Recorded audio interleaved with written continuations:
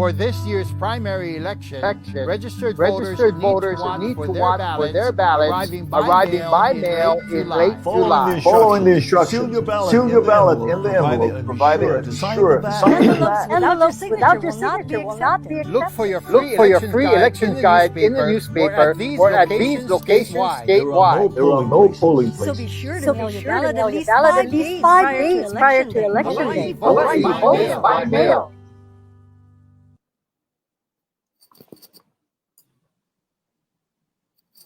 Well, aloha and good morning. It is Wednesday, August 5th. I'm Ryan Kalesuji, joined by Yunji Denise. This is Spotlight Hawaii, brought to you by the Office of Elections. We know that elections is coming up, and again, we want to thank the Office of Elections, of course, for allowing us to have this conversation as we spotlight some of the headlines and newsmakers in Hawaii. Of course, something that continues to be on top of everyone's mind is the COVID-19 pandemic. And this month, we are focusing specifically on the economy and its impact. And today, Yunji, we have a special guest to speak directly to the economic impacts of the COVID-19 pandemic.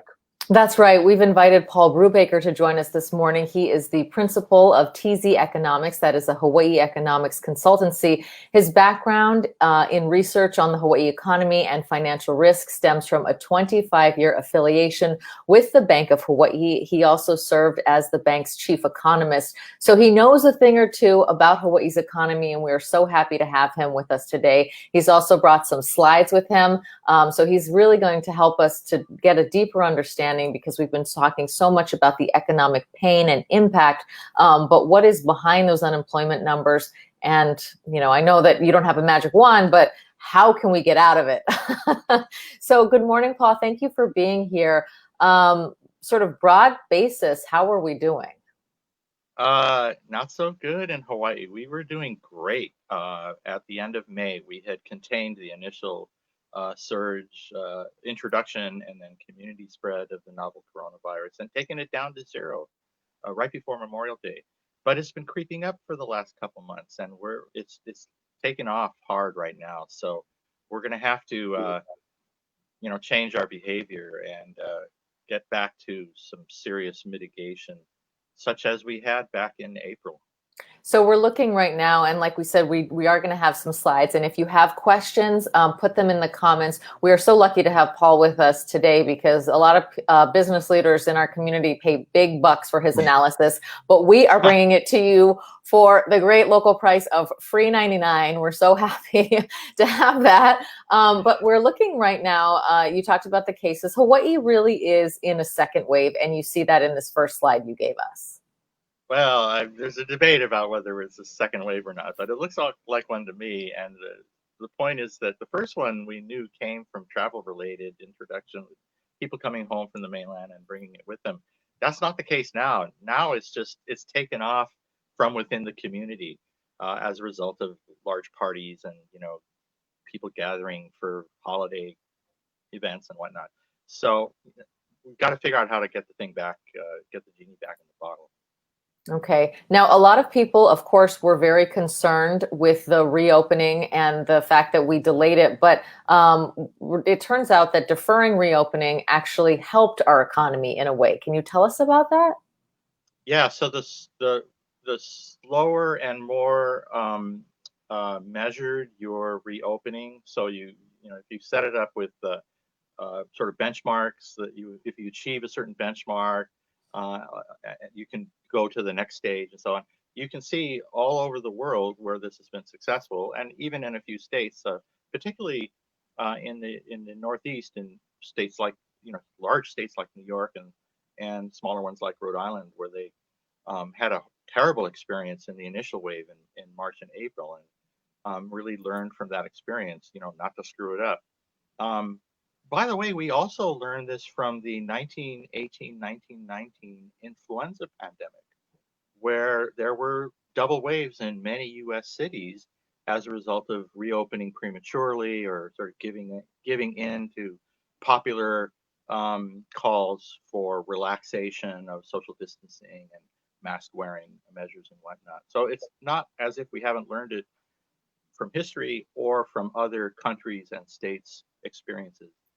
Ryan has a question that we want to bring in that asks, when will the economy start to turn around? What sort of things do you think will need to be implemented in order for the state to sort of rebound from this? Of course, tourism and lifting that 14-day quarantine is something that will help. What other factors do you think will help to maybe jumpstart the economy? Yeah, it's pretty basic, everybody. The epidemiological problem is the economic problem, right? You don't solve the economic problem until the epidemiological problem is solved, until we mitigate and contain spread, transmission of the novel coronavirus. And we had done so in May, and in Hawaii, we have failed since May to maintain the level of mitigation we had already achieved. So we're going to have to start over again. Now, that may not involve as draconian form of shutdown as we had to impose initially, because we're all accustomed to mask wearing and social distancing and more rigorous hygiene. So I think most people in Hawaii have taken that into account. It's just a few people on the margin that, you know, they can't handle, or I don't know, whatever. It's coming from a small part of the population that isn't adhering to those basic social behavioral rules. But the answer to the economic recovery question is the answer to the biological risk management question, which we know involves expand more testing, more rapid testing, more extensive testing, contact tracing, more effective contact tracing. I would go as far as smartphone tracking, and then the third thing I can't remember, but yeah, testing, tracing, and something else I can't remember.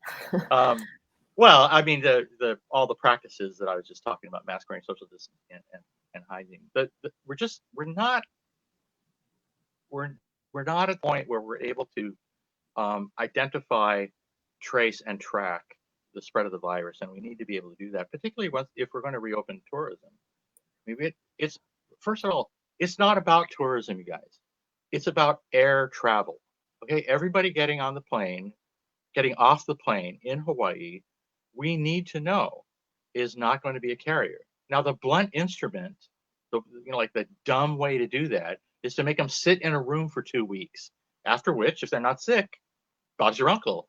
But there are better ways to do that, like testing them at the airport, or some combination, between those two extremes, the 14-day quarantine, I'm trying to fit in the window here, and, testing everybody that gets off a plane, which is fine with me, right, has got to be some protocol that would allow us, in an environment in which morbidity and mortality have abated on the mainland, in these western states and these southwestern states where it's gotten out of control this summer. When that moment comes, we can move forward with that tourism protocol, air travel protocol. There have been a lot of business leaders who have and business owners who are really pushing for more laxity in openings. And the Lieutenant Governor himself on this program has said that for every month we delay reopening tourism, we delay economic recovery by 6 months. Now, as an economist, do you agree with that premise? No, I mean, if we look at New Zealand, look at Taiwan, look at Vietnam, has 95 million people, 650 COVID cases, and no deaths ever. So there's a way to do this. And you don't have to wait 6 months if you get the mitigation in place and are able to sustain it. Now, every country that's achieved what America has not, also like everywhere in Europe, everywhere in East Asia, basically, will face the same reopening problems and is facing them. I mean, the flare-ups and whack-a-mole on the hotspots. But that's better than what we've seen across the western and southern United States, where the surge in cases and now hospitalizations and deaths, and the deaths are going to continue rising in the West for another 2 weeks. That's a different kind of thing. That's, people being idiotic. So yeah, these other places have shown us the way it can be done. And if you do it right, it wouldn't take 6 months, but you'd have to do it and then keep it in place for the 6 months or a year until vaccines are available. One of the things that this has taught us is just the buying patterns of people, and you've provided some interesting slides that help to highlight those sort of numbers and the way in which people are spending money during this time. If we can take a look at this first slide that sort of breaks down just the food and consumption and where they're being consumed. Yeah, I do want to emphasize that Ryan and Yunji can make these data available to, I mean, the whole slideshow can be made available, and all the links are at the bottom of each slide, so you can go check it out.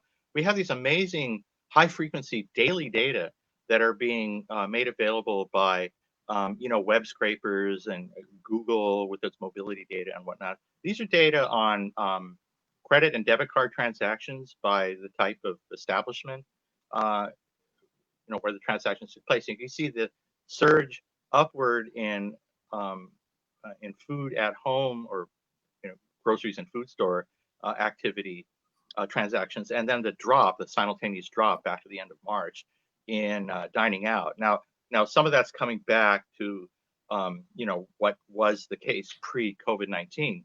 A really interesting question is, will it ever go all the way back? And this brings up another subject that I think is important to try to think through as you look down the road to the prospect of recovery, which is that whenever there's a large exogenous shock in the economy, there's always a possibility that things you think were only temporary changes turn out to be permanent changes.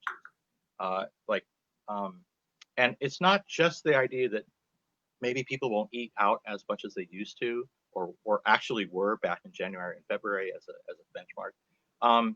It may be that the way they eat out differs in the future. I think it's going to be way more app-based, for example. So I'd be looking at, if you're in business or if you're thinking about changes in the employment landscape in the near future, I'd be thinking about how the structure of economic behavior changes among consumers and households, and how businesses can anticipate and respond and get ahead of and be leaders in moving us in those directions.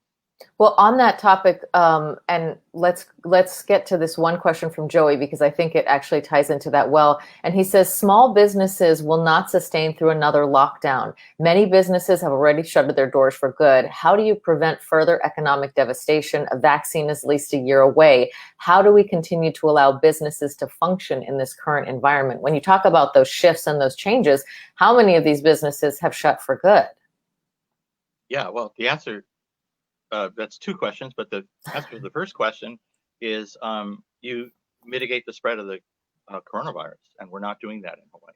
So you can't have business if everybody's getting infected by going around.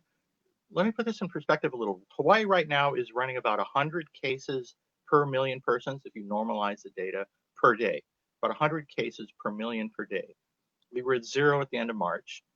The peak numbers in New York were about 500 to 550 cases per day back in early April, okay, as one benchmark. Italy peaked in March, April at 200 cases per million per day, okay? So those are sort of, from, the worst, once you're over 500, you're toast. Arizona, Florida, Louisiana, this Mississippi today is punching out. Hit or breach 500 cases per million per day from mid-July to the present, okay? How long did it take Arizona to get from 100 to 500 cases per million persons per day? 3 weeks. Hawaii could be there at the end of the month. Arizona did that without opening school. I'm just saying, so if the question is, how do we get businesses to revive and stay open? The answer is, let's go from 100 cases per million to 500 cases per million in the next 3 weeks. That's literally what we're on the verge of right now. Either we deal with it like this week or next, or we're toast. And the question is academic. There was a second part of the question, though, that I thought was also important. I can't remember. Well, the latter part of the question. Let's go back to it. Sorry.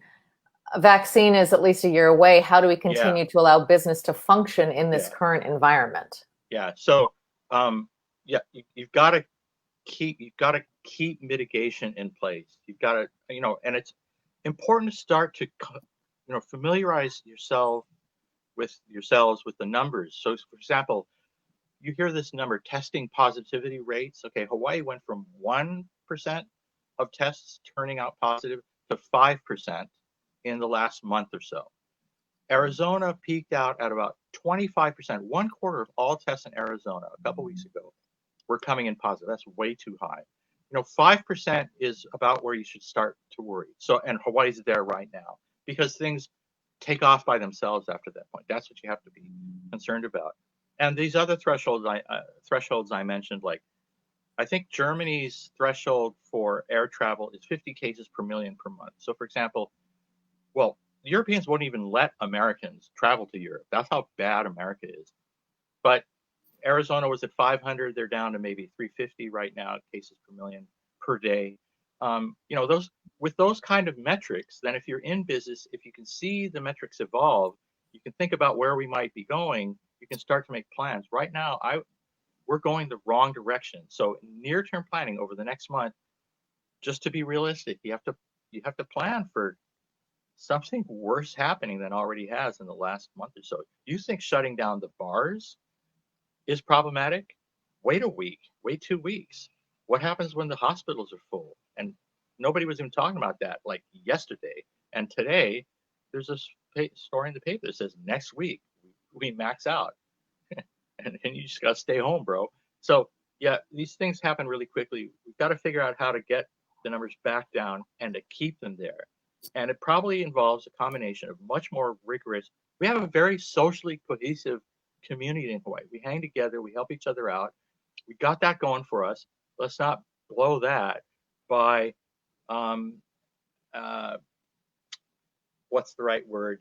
Tolerating a few bad actors that can't keep it in their pants. You know what I mean?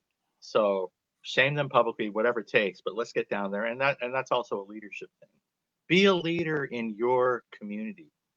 Be a leader in your network. You know what I mean? Help people understand the right thing to do for other people's sake so that we literally build the recovery ourselves.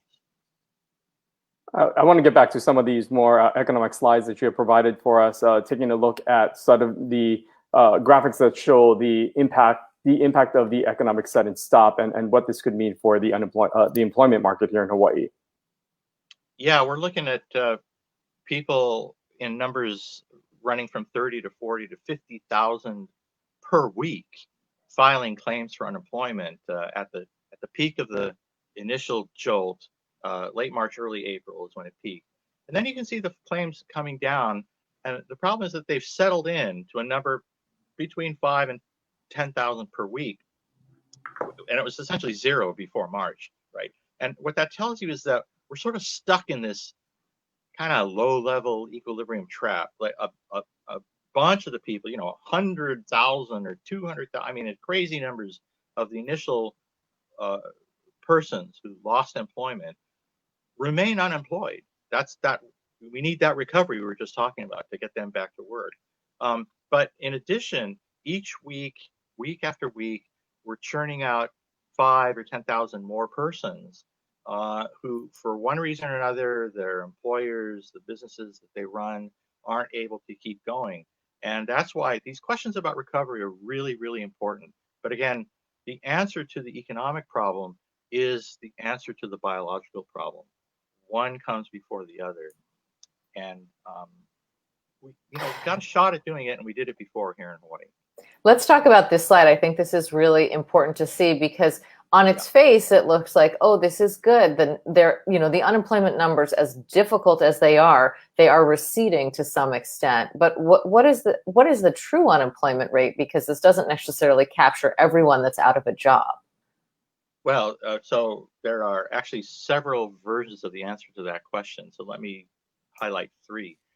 The first, looking at this is sort of what's called the U3, the measured unemployment rate, which is persons out of work and looking for work. And by definition, people who aren't looking for work because they have been assured by their employer, by the hotel at which they work, or whatever, that they'll be called back to work, that they're basically furloughed, but they will be called back to work in the future, are waiting for that call. And they turn out not to be included in these unemployment statistics. It's more complicated than that because of the way unemployment is measured. But by definition, the headline unemployment rate is persons out of work and looking for work in the last 4 weeks. So the actual numbers of people who are involuntarily out of a job are higher than the 14% that we see here. They could be in the range of 20 to 25%, maybe not 30%. In addition, there are unemployment. So people who are compelled to work part-time because they can't work full-time are essentially a version of unemployment in the sense that they are underemployed. I mean, they're productive resources in our community who could be more fully engaged in productive activities. So there's a little UHERO paper about this to remind people that there are other measures of unemployment. And then I do want to emphasize the historical context here. Hawaii's had some big beatdowns, but none recently like this. Now you can go to individual islands. Hurricane Iniki for the island of Kauai was as bad as this coronavirus is for the state as a whole. And we shouldn't forget that one place, Lower Puna, basically got wiped out. Although don't build your house on a live volcano. Let me just say that. After World War II, in the post-war demobilization, it turns out Hawaii experienced an economic downturn just as bad as the one we're going through today. In the late 40s, 1946 through 49. And what I think is really important to remember about that moment in history is that the people who came back from the war and built the modern Hawaii, built the state of Hawaii, the Catch a Wave crowd, the greatest generation, those dudes, my parents, your grandparents. I mean, those people came from that adversity. They came from World War, and built the economy we have today. So while we're stuck in this rut, and it's gnarly, let me tell you, try to remember that not too far down the road is going to be an opportunity to do everything better, faster, maybe cheaper, and for the greater benefit of more people in our society than was the case 6 months ago. And try to keep that in mind while we go through the hardship. I want to bring in another question. This one from Deej Inoue asking, what do you predict for the residential housing prices for the next 6 months? Do you foresee that being also impacted by this? And we also, of course, we know that Hawaii has some of the highest housing costs in the nation. What impact do you think this will have on those prices? Yeah, well, okay. First of all, housing is expensive in Hawaii because it's Hawaii. Okay, if housing were cheap, then everybody would try to come here, which would bid up the price. Oh wait, that's what we have right now. Okay, so housing is never going to be like way cheaper. It could be a little cheaper if we did a bunch of housing policy that we're not doing, but let's leave that for another discussion. Meanwhile, the question is really asking about, where, look at the stock market, look at gold prices, look at home prices, what's going on there? And the answer is, so far, they've remained relatively stable. They didn't fall off the cliff like stock values did and then bounce all the way back when it turned out, nobody's eating out. So what are they doing with the money? They're putting it in the stock market. They're trading it on Robinhood on their smartphone. I don't know what's going on. But the U.S. savings rate just went up by multiples overnight. And a lot of that's going into these asset markets like stocks, where the prices that had fallen are being bid back up. That never happened in housing. For one thing, what are you going to do? Shelter on the beach, right? So, there's a reason why people want to keep a roof over their head during during the Trump pandemic. But houses also are assets that, let's face it, they'll live longer than we will. They'll be around for way longer than we are. And as long-lived assets, you have to think of the price today as reflecting the future value of those housing services over time. And those haven't gone away. One caveat is there's a little bit of weakness right now that I see on Oahu, not as much on the neighbor islands, but a little bit of weakness in the condo segment on Oahu in terms of valuations coming under a little pressure. But I think that's mostly because the city banned vacation rentals 30 years ago. Nobody knew. And last year they decided to hire ICE to enforce on undocumented vacation rentals. Remember that? Like 1 year ago. And so, you're illegal. But I've been operating for 30 years. Yeah, you're still illegal. And because that volume went away when tourism went to zero, a lot of those units are just held by small investors who, with no cash flow, no income, have to get rid of those have to exit from those properties. So there's a little bit of that. To me, it looks like it's showing up in the condo segment on Oahu. But basically, home values are fairly stable, and they look like, if things work out the way they're supposed to, which is we mitigate the current surge, we figure out how to keep the economy going without reigniting flare-ups in the coronavirus, and at some point we get the vaccination, and as long as enough of us get vaccinated and let the anti-vaxxers go drink the Kool-Aid, then we should be able to go back to a new normal with plenty of upside for people who are creative and can think about different ways to do things in the way we've done it in the past. And in that kind of a world, the value of housing, the value of productive assets will continue to remain strong. So, we were all concerned about housing, but it turns out values have held up pretty well.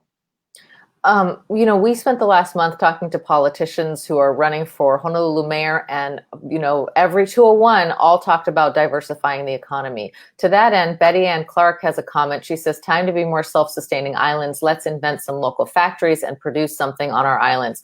We have been talking about diversifying our economy for a really long time. I see you're shaking your head. To what extent does tourism, I'll just let you take it. What do you say to Betty Ann and to others like her who say diversifying is the way out?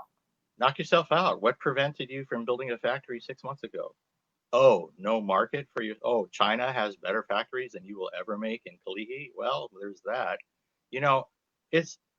I know everybody says that. I mean, everybody running for every office says we need to diversify the economy, and they've been doing it for 50 years. Evidently, since Jack Burns invented it. I don't know that. Somebody told me that once. Well, I won't say his name, but another prominent politician, a former gubernatorial candidate, and somebody whose opinion I respect, once told me, yeah, Brewbaker, I'm going to go with Jack Burns on this. And I'm like, Jack, you mean like Governor Burns from 1962? What? Yeah, for 50 years, all my life, people have been telling me we need to diversify the economy. Like it's some engineering problem. We dial the dials around, and we get it more diverse. And here's the irony. Tourism, what Jack Burns was talking about, he was talking about diversifying the economy through tourism. And now look, self-sufficiency is the economic development strategy of North Korea. It's working out great for those guys. But here's the bottom line.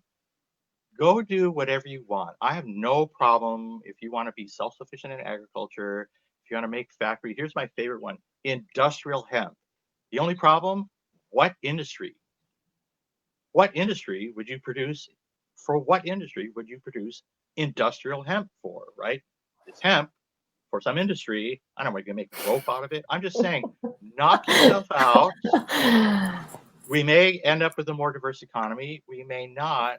My sense is that having waited a half century for it to miraculously happen, the pattern of economic activity, which we see in the data, which, by the way, is pretty diverse.